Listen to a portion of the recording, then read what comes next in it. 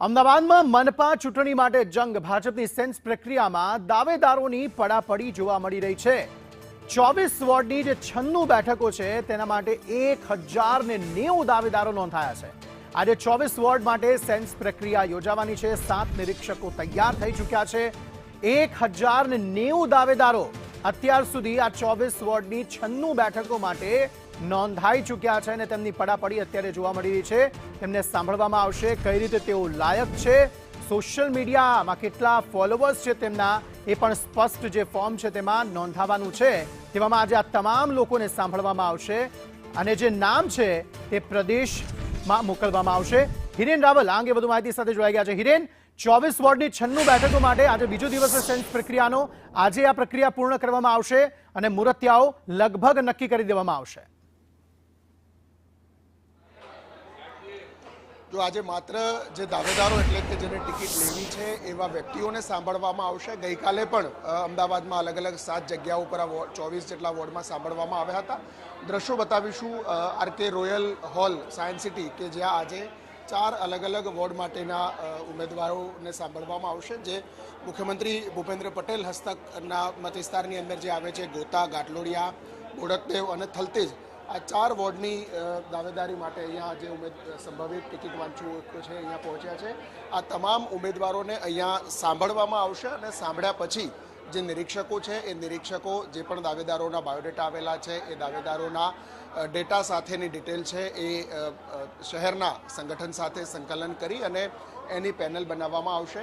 દરેક ward wise panel તૈયાર કરવામાં આવશે અને એ પેનલ છે એ પ્રદેશ પાર્લામેન્ટરી બોર્ડ સમક્ષ મૂકવામાં આવશે। પ્રદેશ પાર્લામેન્ટરી બોર્ડની બેઠક છે એ આગામી 3 થી 4 દિવસની અંદર યોજાય તેવી સંભાવનાઓ પ્રબળ વધારે જોવામાં આવી રહી છે।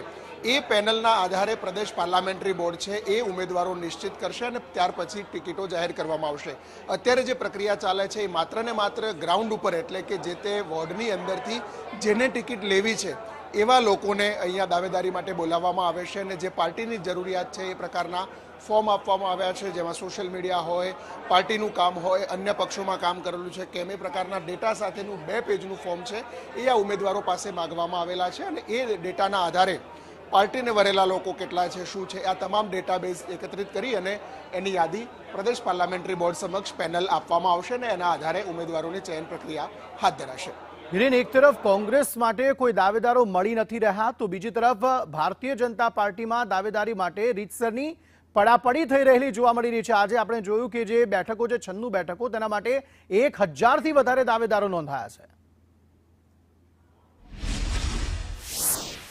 તો સ્વાભાવિક રીતે સત્તામાં ભારતીય જનતા પાર્ટી છે ને એટલા જ માટે ગઈકાલે જે વોર્ડ ઉપર પ્રક્રિયા હાથ ધરવામાં આવી હતી એ વોર્ડમાં મોટાભાગના વોર્ડમાં 34 થી 35 અથવા તો 60 થી 67, 68 સુધીના ઉમેદવારો છે એ દાવેદારી કરી હતી। તો બીજી તરફ કોંગ્રેસ અને આમ આદમી પાર્ટીની જે સ્થિતિ છે એમાં કોંગ્રેસે આ વખતે જિલ્લા અને મહાનગર સ્તરે સંપૂર્ણ જવાબદારી સોંપી છે, પરંતુ આ બેઠકો એવી છે કે જે બેઠકો ભારતીય જનતા પાર્ટીનો ગઢ રહેલી છે। શહેરી વિસ્તારમાં પણ ભાજપનું પોતાનું પ્રભુત્વ છે અને એટલા જ માટે એ વિસ્તારમાં હારવા માટે અથવા તો પૈસા ઓછા કરવા માટે કોઈ દાવેદારો ન મળતા હોય તે પ્રકારની સ્થિતિ છે।